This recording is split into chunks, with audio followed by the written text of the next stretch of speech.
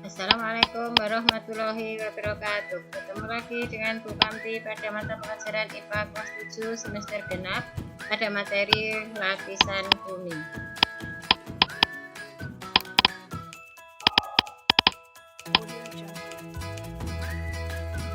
Bumi merupakan planet ketiga dalam sistem galaksi Bima Sakti. Berdasar gambar yang diambil dari teleskop Hubble, bumi berbentuk bulat seperti bola. Bumi merupakan planet yang dapat dihuni makhluk hidup sebab di bumi tersedia komponen-komponen pendukung seperti air, udara, dan tanah yang merupakan tempat tumbuhnya berbagai tanaman untuk mendukung kehidupan termasuk berbagai mineral dan hasil tambang.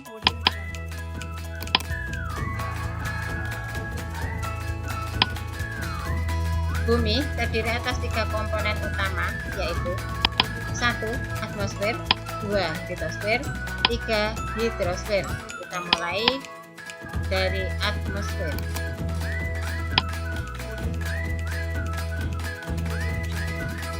Atmosfer adalah lapisan uap atau udara yang menyelimuti bumi.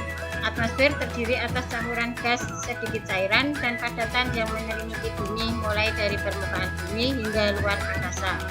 Atmosfer tersusun atas gas nitrogen sebesar 78%, oksigen 21%, karbon dioksida, argon, dan beberapa gas lain menyusun sebagian kecil dari atmosfer.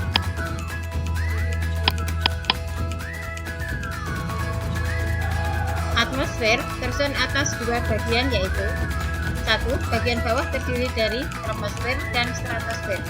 2. Bagian atas terdiri dari mesosfer, termosfer, dan eksosfer.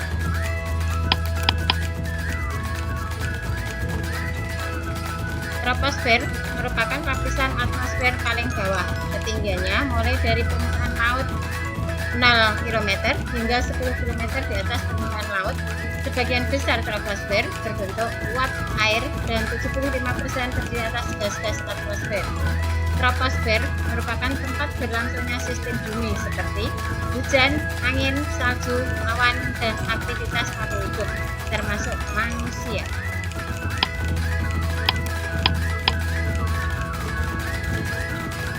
Stratosfer. Pesawat yang melintas di udara berada di lapisan stratosfer. Stratosfer memiliki ketinggian antara 10-50 km di atas permukaan laut. Lapisan stratosfer memiliki sedikit awan, namun tidak ada aktivitas cuaca, sehingga tidak mengganggu penerbangan. Sebagian besar stratosfer terdiri atas gas ozon, yaitu O3.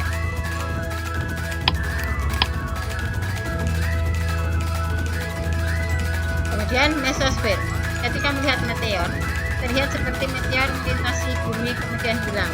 Namun sebenarnya meteor sedang menuju bumi dan akan habis di atmosfer. Lapisan atmosfer yang membakar meteor tersebut adalah mesosfer. Mesosfer memiliki ketinggian 50-85 km di atas permukaan laut dan menjadi lapisan pelindung bumi dari benda-benda luar angkasa. Termosfer memiliki ketinggian antara 85-500 km di atas permukaan laut. Dinamakan termosfer karena suhu angkasa sangat panas yang mencapai 1982 derajat Celcius. Termosfer berfungsi sebagai tempat mengorbitnya teleskop Hubble dan pesawat kolang-kalik serta melindungi bumi dari radiasi ultraviolet. Kemudian eksosfer terdapat pada ketinggian lebih dari 500 km di atas permukaan laut. Kandungan utama dari eksosfer adalah hidrogen.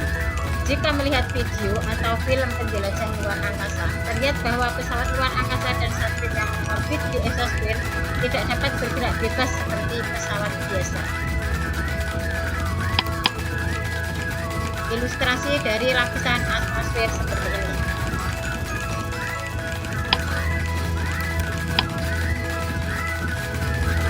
Tekanan udara di atmosfer. Udara yang ada di atmosfer memiliki sebuah tekanan udara yang menekan permukaan bumi. Besarnya tekanan udara menurun seiring dengan bertambahnya ketinggian suatu tempat. Ilustrasi dari bola-bola seperti ini.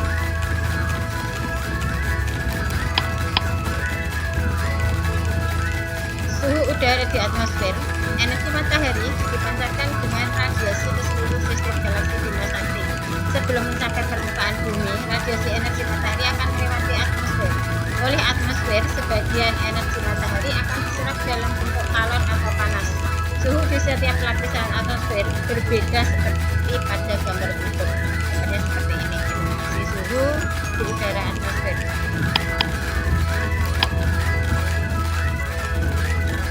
Lapisan ozon, radiasi yang dihasilkan matahari salah satunya sinar ultraviolet. Jika lama terpapar sinar ultraviolet dapat merusak kulit dan menyebabkan kanker kulit. Radiasi ultraviolet yang menuju bumi ada 50%. Ilustrasi lubang ozon seperti ini.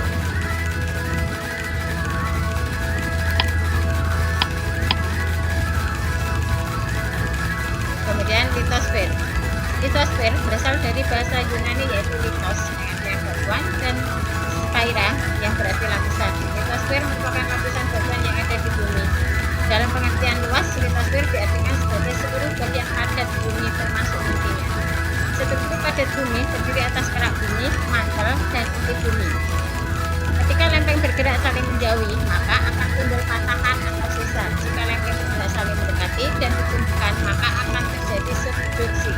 Salah satu efek dari pergerakan lempeng adanya gempa dan terbentuknya gunungan berapi. Kerak bumi dibedakan menjadi kerak benua dan kerak samudra. Kerak benua merupakan kerak bumi yang berada di daratan, sedangkan kerak samudra merupakan kerak bumi yang berada di dalam laut. Mantel bumi terdiri atas mantel atas dan mantel bawah.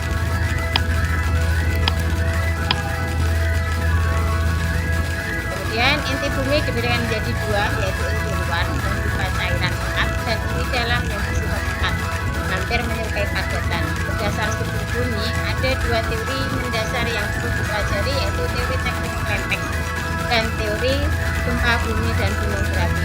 Dan teori tektonik lempeng seperti ini, ahli geologi asal Jerman mengajukan teori yang dikenal dengan teori pergerakan benua, yang menjelaskan bahwa zaman dahulu semua benua di bumi menyatu membentuk daratan sangat luas.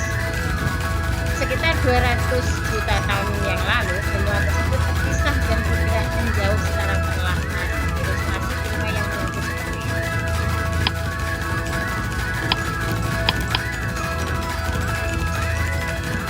Kemudian, berdasarkan teori tektonik lempeng, bagian luar bumi terkena atas atmosfer yang dingin, kaku, yang disebut lempeng, dan tersusun oleh astenosfer.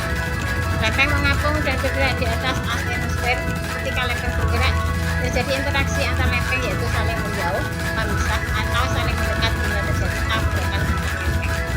Berikut ini merupakan jenis pergerakan lempeng di dunia.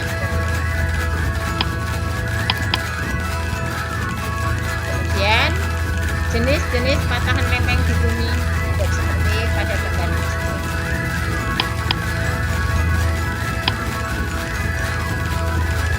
Kemudian hidrosfer. Hidrosfer berasal dari kata hidros yang berarti air dan spaira yang berarti selimut. Hidrosfer adalah lapisan air yang meliputi bumi hampir 70%. Bagian bumi terdiri atas air. Hidrosfer meliputi danau, sungai, air tanah, uap air di udara, laut, dan samudra.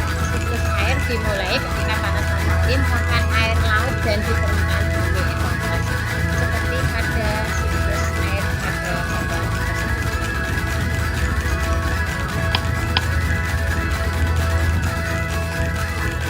Kemudian gempa bumi. Gempa bumi merupakan sebuah getaran atau guncangan yang terjadi pada permukaan bumi dan dirasakan dengan skala yang berbeda-beda. Gempa bumi dapat menunjukkan adanya pergerakan lempengan bumi yang dapat menimbulkan efek dominan pada benda di sekitarnya. Gempa bumi terjadi saat ada batuan yang ada di kerak bumi mengalami tekanan dan menyebabkan lempengan bergesekan.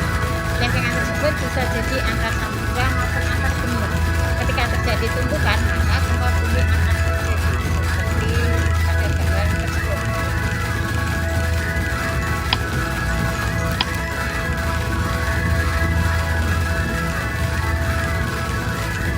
Sekian penjelasan dari Bu Kamsi dan